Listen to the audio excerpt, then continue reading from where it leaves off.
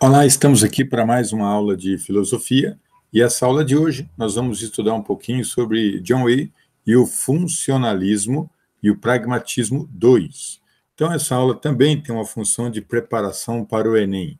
Quem foi esse grande filósofo chamado John Hay? Funcionalismo e pragmatismo eram as suas principais teorias ou os seus principais estudos que desenvolveu. O objetivo dessa aula de hoje, então, é falar desse filósofo, das suas características, John Hay, principalmente do seu pragmatismo, e também as suas teorias voltadas à educação, né, para que ele contribua com o nosso sistema educacional.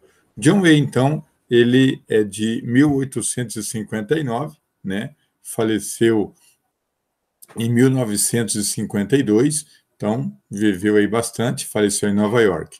Foi um filósofo e pedagogo norte-americano. Então, John Hay, seu nome, permeia bem pelas correntes do pragmatismo, teve contato com seus contemporâneos, estudou muito sobre a questão da pedagogia, de como ensinar as crianças. Teve uma trajetória de sucesso no magistério, desde a educação básica até o ensino superior. Se formou, fez doutorando, enfim, né? No fim da década de 90, John Hay se afasta um pouco ali de Hegel, né? E vai adotar uma outra teoria chamada pragmática. Nessa teoria pragmática, ele vai fazer um estudo aprofundado, e ele vai ser um dos fundadores dessa filosofia pragmatismo, que tenta estudar a questão da prática. Primeiro ponto que ele vai estudar aí é a psicologia funcional. Como que funciona isso nas estruturas humanas em nosso cérebro? Como é que funciona essa nossa cabeça? E a principal figura, né, aí é o movimento da educação progressiva, ou seja, como que a educação vai sendo progredida dentro do processo histórico. Aqui no Brasil, nós vamos chamar de educação nova. Nos Estados Unidos, é educação progressiva. John Hay também vai estudar esse pragmatismo que constitui essa escola norte-americana. Segundo ele, o sentido de uma ideia corresponde a um conjunto de descoberta ou de descobrimento ou de coisas que vivemos na prática. Então, o mundo das ideias corresponde a esse conjunto de ideias que nós constituímos ao longo da vida. Ele propõe também que a escola valorize a capacidade do aluno de pensar. O aluno pensa, a escola tem que valorizar isso e preparar o aluno para que ele questione a realidade. Isso que você está vivendo, aluno, é verdade? É desse jeito que as coisas têm que acontecer? É assim que está acontecendo? Então, por exemplo, numa pandemia de um coronavírus, ficar em casa está certo? É assim que tem que ficar? Como é que pode ficar? Usa máscara, não usa máscara? Vem a vacina, não vacina?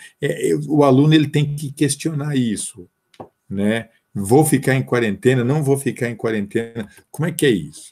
Então, ele propõe que o aluno tem que ser questionador, sim, né? E ele propõe também que devemos educar a criança como um todo, não só matemática certinho, história, filosofia, sociologia, não. A gente tem que educar o aluno como um todo, para que ele tenha os aspectos físicos em desenvolvimento, para que ele tenha aspectos emocionais, para que ele tenha aspectos intelectuais. Toda a formação humana, formar o homem como um todo, para que ele cresça, desenvolva, e que ele seja capaz de resolver todos os atritos e conflitos e suas emoções de vida. O aluno aprende melhor realizando tarefa associado à realidade que ele vive. Então, não adianta eu ensinar matemática e falar de uma coisa que o aluno nunca viu. Então, vamos pegar e fazer exemplo daquilo que ele vive do dia a dia. Então, se fosse, por exemplo, na escola primária, aí ele trouxe, por exemplo, 4 bolachas. Como transformar essas 4 bolachas em 8 bolachas? né? E se ele trouxe 4, dividir com o seu colega em proporções iguais, com quantas bolachas... Então, estudar matemática a partir dessa prática do aluno, do seu dia a dia, daquilo que ele está vivendo. Num passado, quando eu comecei a dar aula na faculdade, a gente dizia que o aluno tinha que fazer o TCC dele, que é o trabalho de final de curso, tinha que fazer algo inédito. Isso caiu por terra. Hoje a gente defende que o aluno tem que desenvolver o TCC dele, trabalho de final de curso, daquilo que ele faz, daquilo que ele conhece, tá? Então, ele vai levar essa ideia de democracia para dentro da escola, ou seja, como fundo pedagógico, filosófico, para que o aluno estuda e se defenda também. Ele defendia que a democracia tinha que estar no interior da escola. A ideia pragmática estadunidense, principalmente das ideias de John Way, vai influenciar aqui no Brasil o movimento chamado Escola Nova. Qual a proposta da educação prática, então, de John Way? A gente já sabe. Valorizar o aluno, as suas capacidades, valorizar suas potencialidades, estar em conexão com a realidade do aluno, né? E problematizar esse mundo que ele vive. O que significa isso? Que ele seja capaz de questionar e perceber em que mundo vive e por que vive. John Way também faz um processo de experiência, tanto da educação social, política, filosófica e científica, né? Essa educação social é muito importante, porque é a partir daí que a sociedade ganha criticidade, ganha autonomia e ganha independência para construir sua própria história. E a política influencia todos esses processos de tomada de decisão na educação social. E que a filosófica vem, sem sombra de dúvida, questionar isso. E questionando tudo isso, tudo torna o processo um pouquinho mais científico. Então, um regime político democrático é uma constante educação para a vida social e política. A democracia faz parte desse processo. E ele vai dizer que a democracia é um convívio social que une ciência e filosofia, né, prática e liberdade, né, com responsabilidade, lógico. E a problematização de toda a sociedade tem que acontecer. Educar nos valores morais da liberdade, a participação e a igualdade, e isso que as crianças têm que aprender dentro do contexto escolar. John Way também é um filósofo pedagogo, muito conhecido e famoso nos Estados Unidos.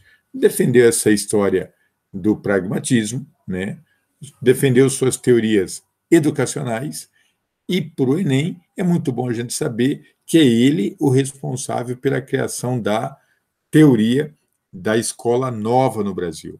É esse novo conceito de educação que tenta unir teoria e prática dentro dos conceitos escolares, também aqui no Brasil. Então, John Way foi o responsável pela, então, chamado Escola Nova. Ok? Muito obrigado por assistir essa aula e até uma próxima.